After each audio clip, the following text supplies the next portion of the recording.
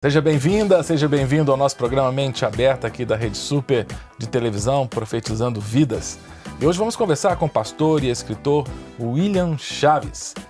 O pastor William vai falar com a gente sobre fundamentos da fé. Você não pode perder, não saia daí porque o Mente Aberta já está no ar.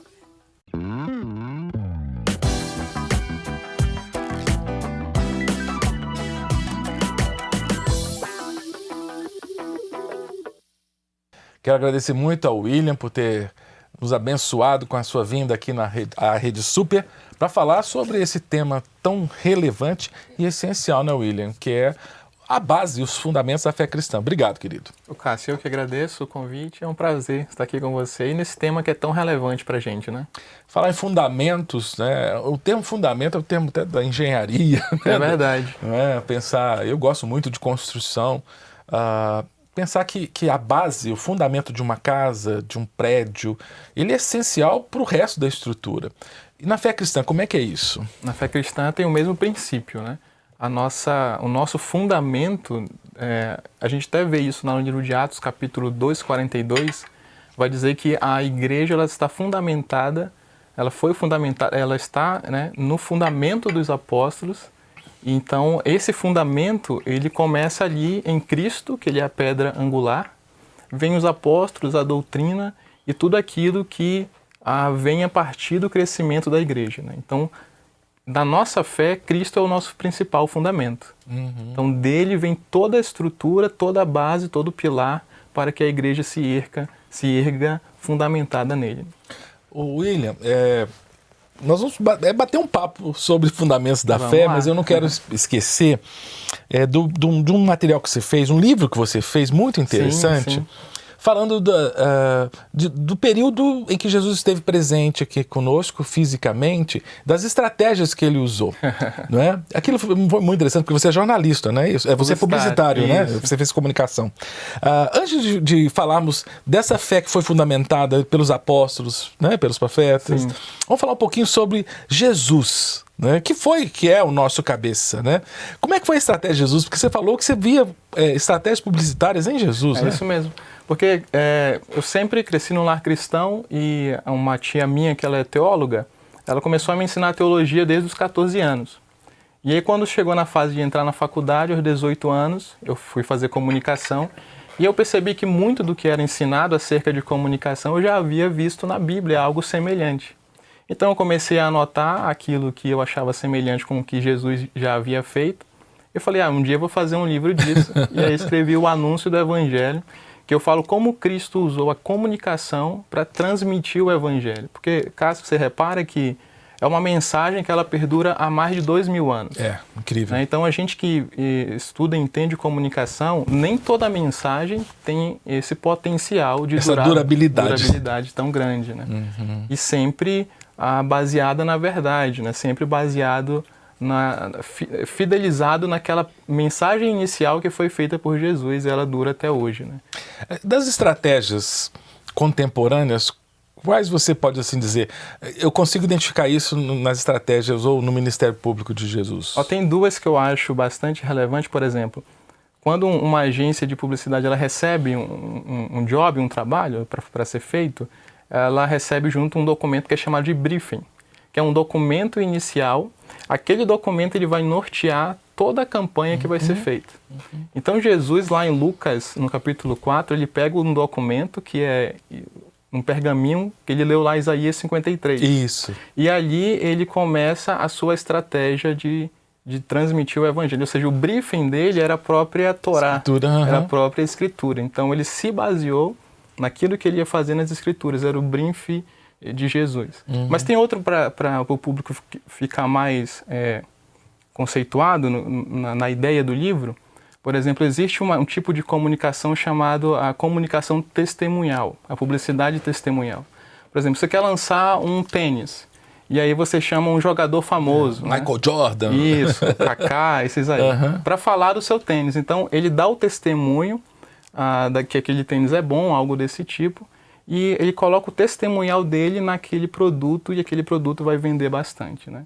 Então, Cristo ele fez uma estratégia dessa. Ele pegou um testemunhal de duas pessoas, mas a diferença é que essas pessoas elas eram famosas, não pelo seu prestígio, mas por coisas ruins que aconteciam na vida delas. Por exemplo, o endemoniado gadareno. Dos porcos lá. Ele mesmo. Ele era muito famoso na sua região, ali em Decápolis. E quando Cristo faz a obra na vida dele, ele tenta acompanhar Jesus. E Jesus diz, não, o seu testemunhal do que eu fiz na sua vida vai impactar as outras pessoas.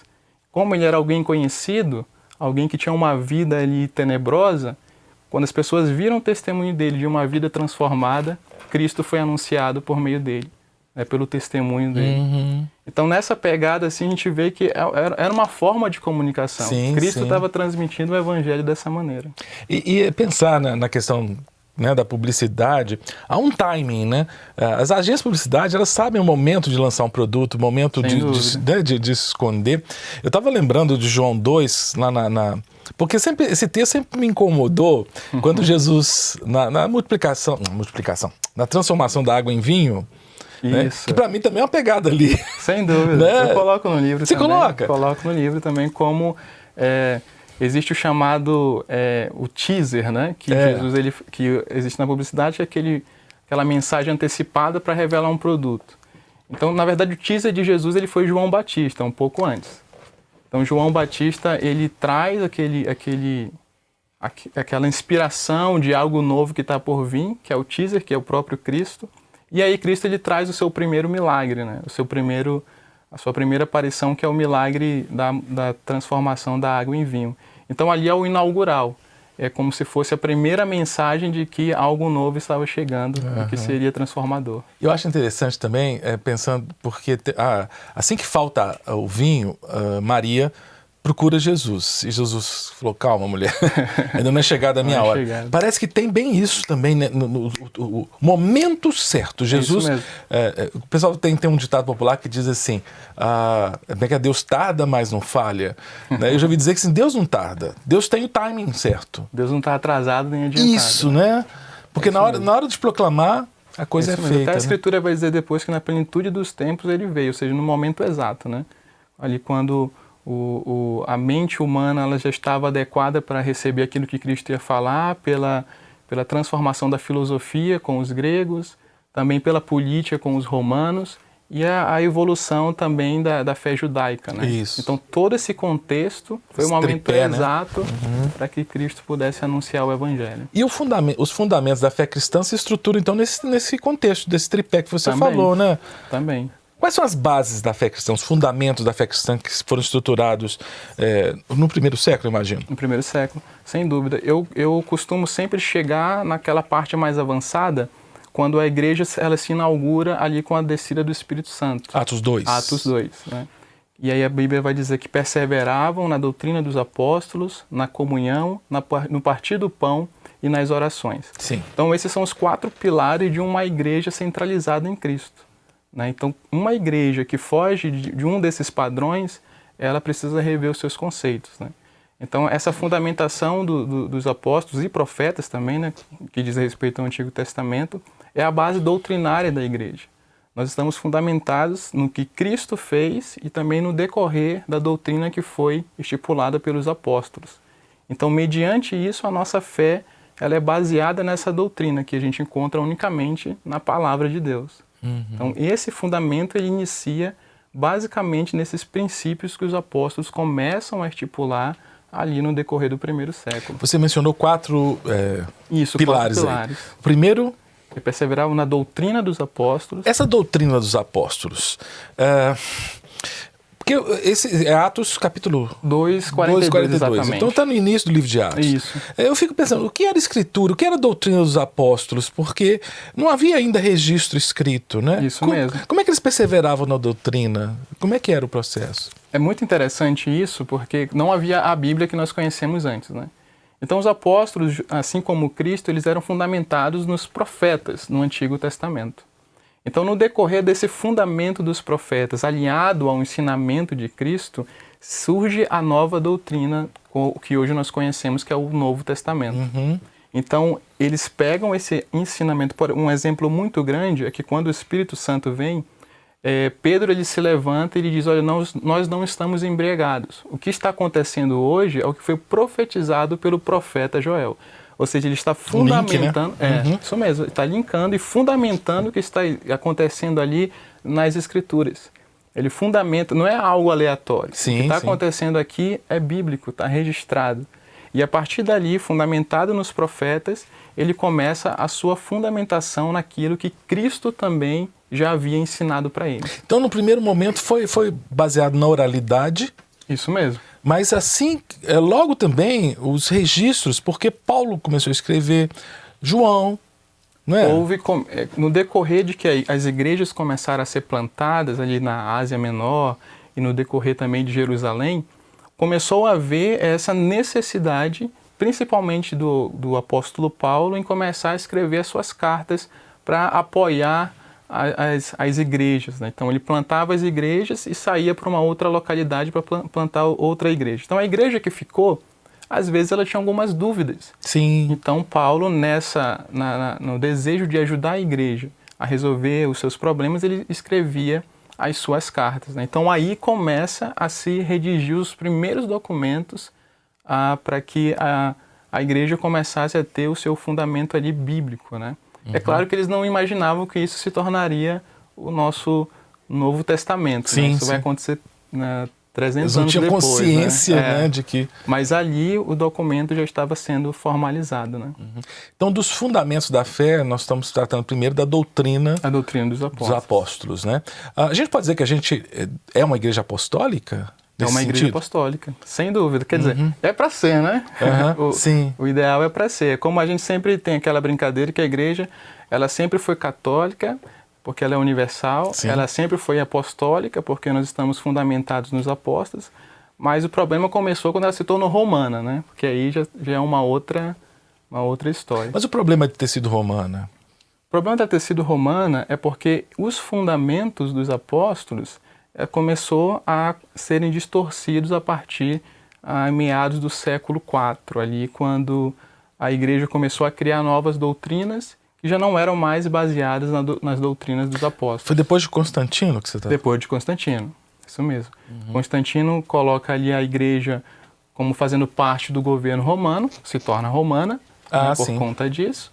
E aí então ele, no decorrer desse processo, a igreja se torna romana e começam a aparecer novas estruturas de doutrinas e que sorrateiramente vão fugindo do pilar da sã doutrina dos apóstolos. Pois é, eu quero conversar mais sobre isso, William, porque nós estamos no século XXI. Então a gente tem que voltar, a gente está falando desses fundamentos que foram dados no primeiro século.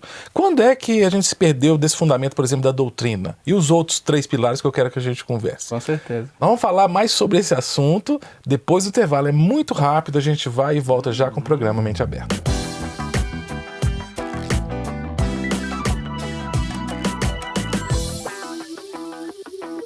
Estamos de volta com o nosso programa Mente Aberta, conversando hoje com o pastor e escritor William Chaves sobre os fundamentos da fé cristã. Estávamos conversando, William, sobre 4 pilares, talvez, né, que você falou de Atos 2:42. É o nosso roteiro de conversa aqui, né, desses fundamentos. Você falou do primeiro que foi... A doutrina dos apóstolos e a comunhão, a oração e o partir do pão. Então vamos pegar primeiro esse primeiro aí que eu ainda queria explorar um pouquinho mais. Quando você falou que talvez com a romanização do século IV... Isso, a partir do final do século III para o século IV, depois de Constantino. A gente perdeu um pouquinho dessa questão, dessa doutrina dos apóstolos. Isso. Quando é que a gente retomou? Ou a gente não retomou? Bom, no decorrer da história a gente foi cada vez perdendo mais, né? Infelizmente foi perdendo com a Igreja Apostólica Católica Romana. A gente foi... Não que perdeu esses fundamentos, eles continuaram lá. Novos fundamentos... foram criados, novas doutrinas foram criadas e os principais, os elementares, eles foram deixados de lado. Né? Então, no decorrer do século, foi se perdendo isso. Mas, a partir do século XIII, já com John Wycliffe, que são os considerados os pré-reformadores, já começa a surgir algo diferente. Esses homens que começaram a perceber que, na realidade, essas novas doutrinas não condizem com as doutrinas elementares, né, que são eles tentaram, você falou de Wycliffe, o próprio Lutero na Reforma, John Hus? Lutero, John Hus também, né? Eles tentaram voltar à doutrina dos apóstolos. Já tentaram voltar, ali meados do século XIII e XIV. Mas é a partir do século XVI que Lutero realmente consegue instaurar ali uma ruptura com a Igreja Romana para trazer de volta esses fundamentos. Então, Lutero ele não traz algo novo, né? Muitas pessoas já acham que Lutero inaugura algo novo. Na realidade, ele volta para o primeiro século baseado na doutrina dos apóstolos. Mas você acha que precisava romper mesmo? É uma opinião. O próprio Lutero ele não queria romper, né? Lutero ele queria trazer essa transformação dentro da própria Igreja Romana. Então, historicamente falando, seria muito mais viável permanecer a Igreja ali com a sua estrutura. Então, a ruptura ela se tornou necessária porque a Igreja não aceitou essa reforma, né? Mas o próprio Lutero, a intenção dele não era causar a ruptura, era trazer uma reforma dentro da própria Igreja. Como ela não aceitou, ele teve que traçar aí outros caminhos para trazer realmente essa reforma, né? E qual era o lugar da cruz de Cristo no discurso, na doutrina dos apóstolos? Você, inclusive, fez um livro que me chamou muita atenção. Isso. Eu quero mostrar aqui, né, que fala o Calvário, né? Um retorno à cruz de Cristo.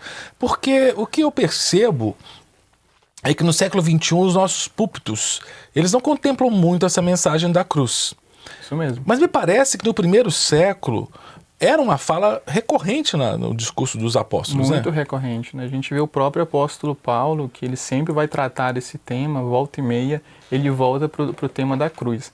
A questão do século XXI, você frisou muito bem, Cássio, hoje nós falamos de diversos temas e muitas vezes nós fugimos dos temas elementares, como eu estou falando aqui, né? Existem até pessoas que dizem que precisamos de uma nova reforma para a gente voltar a esses fundamentos bíblicos aí. Eu até coloco no livro que a impressão que dá é que a palavra de Deus, ela, em algum momento, ela se perde no século XXI entre o pregador e o púlpito. Ela está perdida ali nesse meio termo, né? Então, por isso que o livro é bem sugestivo. Calvário, o retorno à cruz de Cristo. Porque o ponto central do Evangelho, o ponto alto, é a cruz, né? Cristo ali fazendo a sua obra vicária na cruz, ele traz para a gente essa nova dimensão do resgate daquilo que se perdeu no jardim, né? Então, voltar a esse tema é algo fundamental, principalmente para a igreja brasileira no século XXI. Estou lembrando de Apocalipse, quando diz: lembra-te de onde caíste. Isso né? mesmo. Você consegue identificar, eu sei que né, não dá para dizer assim, um ano tal, mas quando que a igreja começou a se afastar da cruz? Porque me parece que quando se fala cruz, se fala em martírio, se fala em negar-se a si mesmo. Isso mesmo. Me parece que a igreja do primeiro século tinha entendido essa mensagem. Quando começou a igreja a não só falar da cruz, mas de viver a cruz? Pode ser que seja decorrente dessa nova questão das tecnologias. Hoje, por exemplo, há muita pregação do coach, que ela também tem aquele meio termo, algumas pessoas gostam, outras não. Se diz autoajuda. Né? Autoajuda. Então, mas isso já é bem mais contemporâneo, né? Eu acredito que após a reforma, começou a se estruturar os fundamentos antigos, mas eu acredito que ela não chegou numa plenitude. Né? Ela trouxe de volta os fundamentos, mas a plenitude total, eu acredito que nós ainda estamos nessa busca. Não. Né? Então, volta e meia tem essa oscilação. Né? A gente retorna para a cruz e retorna para os fundamentos bíblicos, mas aí a igreja parece que dá um escape novamente. Será que não há mesmo um movimento sazonal? Ele está falando, eu estou pensando aqui, que ao longo da história da igreja, parece que acontece isso mesmo. Foco na cruz, aí depois arruma um movimento qualquer. Aí muda o objetivo. Aí muda, né? E o que você falou de contemporâneo é interessante, porque a teologia da prosperidade, né? Agora a teologia do coaching. Isso mesmo. Né? Então são essas oscilações, né? Por isso que é sempre importante trazer novos reformadores, digamos assim, né? Pessoas que conseguem ter um olhar bíblico e analisando pela ótica bíblica, também não é a nossa opinião, né? Mas é a ótica bíblica que vai trazer definitivamente o que realmente precisa ser falado, né? Então eu acredito particularmente que precisamos voltar novamente a esse tema que é a cruz, que é o sacrifício de Cristo, princípios elementares do Evangelho. Acredito que precisamos retornar a esses fundamentos. Voltando a Atos 2,42, você falou do doutrina dos apóstolos, depois... É baseado na doutrina dos apóstolos e na comunhão, né? O que é comunhão? O fundamento da fé cristã. A questão da comunhão é a questão da igreja em si, né? Então, quando o texto começa dizendo e perseveravam unânimes na doutrina dos apóstolos, na comunhão. Quando eles se reuniam para ouvir os apóstolos, o que é essa perseverança na doutrina? É porque a igreja se reunia para ouvir os apóstolos. Eles não iam no domingo de manhã, né? Eles iam todos os dias, por isso que era uma perseverança. Eles iam dia após dia perseverar para ouvir, entender e compreender. Então, sempre na comunhão do corpo, que é a igreja de Cristo. Então, essa comunhão é fundamental para a gente também perseverar na doutrina dos apóstolos. Entendo. Que é ser igreja, que é uma coisa também que tem se perdido nesses últimos anos, que é a mentalidade do que é ser igreja, do que é ser o corpo de Cristo. Por exemplo, existe algo crescente no Brasil, que são os, entre aspas, desigrejados, que são as pessoas que se dizem cristãs, mas não querem fazer parte de uma comunidade, não querem fazer parte do corpo. Isso é inviável, biblicamente falando, porque se você faz parte do corpo, você precisa estar inserido no corpo. Logo, se você sai do corpo, você é amputado dele. Isso. E um organismo amputado do corpo, ele não sobrevive. Né? Então, é algo que também precisa ser aprofundado, o que é ser a igreja, o que é fazer parte do corpo. Isso é muito importante. E parece que esses desigrejados, já desde o primeiro século, porque Hebreus, o autor de Hebreus fala disso, né? É importante congregar. Né? Porque eu fico pensando, né, que ao longo da história, alguns desigrejados surgiram, né? Eu acho que até o movimento monástico, logo depois de Constantino, foi um pouquinho de desigrejar. Eles queriam fazer o movimento deles ali, saída daquela igreja, né? Agora, quando a gente pensa em comunhão, em convivência, como a gente pode permanecer nesse fundamento num centro urbano muito mais populoso do que Jerusalém do primeiro século? Sim, claro, é possível ter comunhão assim? Existe essa diferença, né? Com certeza, pela questão da globalização e tudo mais. Mas sem dúvida é possível. Por exemplo, eu estou hoje na Igreja Batista da Lagoinha, nós nos reunimos ali nos cultos semanalmente, mas lá nós temos os chamados os G6, que são os grupos de crescimento. Nós nos reunimos nas casas, ali fazemos um momento de comunhão, de louvor, de meditação na palavra, porque isso é muito importante frisar, porque parece que a gente não tem tempo mais para nada, né? Então fica difícil ser igreja, mas ainda é possível, porque congregar é fundamental, ter essa comunhão é fundamental. Você não precisa... essa é a questão, Cássio, porque muitas pessoas acham que ser igreja é ir ao culto. Na verdade, é muito mais que isso. Sim. Você tem comunhão com o irmão fora do culto. E também ter a consciência de que, se você está no seu trabalho, você continua sendo igreja. Você não deixa de ser igreja porque você não está participando de um culto. Lá no culto você é igreja, no GC você é igreja, lá no seu trabalho você continua sendo igreja. Então, a questão é trazer de volta essa mentalidade de igreja. De corpo. De corpo. Mesmo eu estando aqui na minha casa, eu continuo sendo corpo. Então, essa mentalidade ajuda muito. Talvez até as próprias novas tecnologias podem nos auxiliar. Sem dúvida. Porque alguns criticam as novas tecnologias, mas eu imagino, às vezes a pessoa está acamada, ela está com a necessidade, não pode presencialmente procurar um irmão, mas ela pode mandar um recado e pedir ajuda, né? Um vídeo, uma ligação, enfim, com certeza ajuda. O importante é ter essa ligação, é não se isolar. Né? Se você viver isolado do corpo, as primeiras fraquezas que vier, você vai ser tragado por ela. A brasa, como é que fala? Brasa sozinha, longe da fogueira, né? Aí não aquece, né? Estamos na reta final, ainda tem 2 pontos, mas pelo menos o terceiro que eu queria que você falasse. Partir do pão. Isso tem a ver com o quê? Com comida ou tem a ver com a dimensão social da igreja? Ou não tem nada a ver com nenhum desses dois aspectos? Acho que tem a ver com esse aspecto também da questão social, mas também da ceia do Senhor. Né? A questão social, até lá em Atos, vai ter a criação dos diáconos, né, que são aqueles que servem, para servir ali as viúvas, porque houve até uma contenda lá entre eles.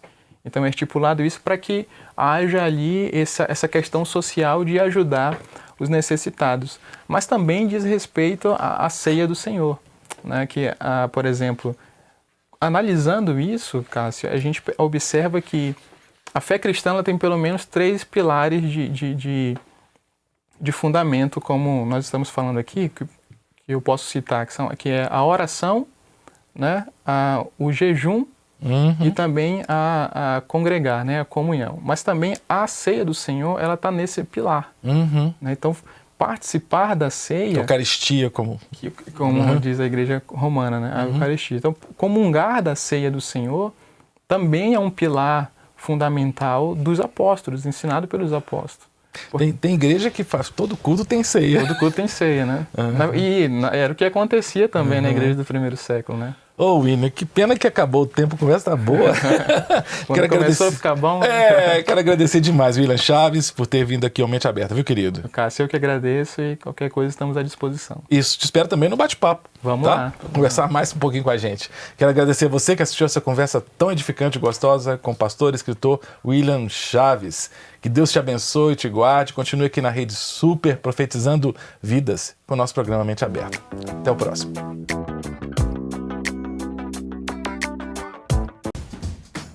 Não quer ficar um segundo por fora da nossa programação?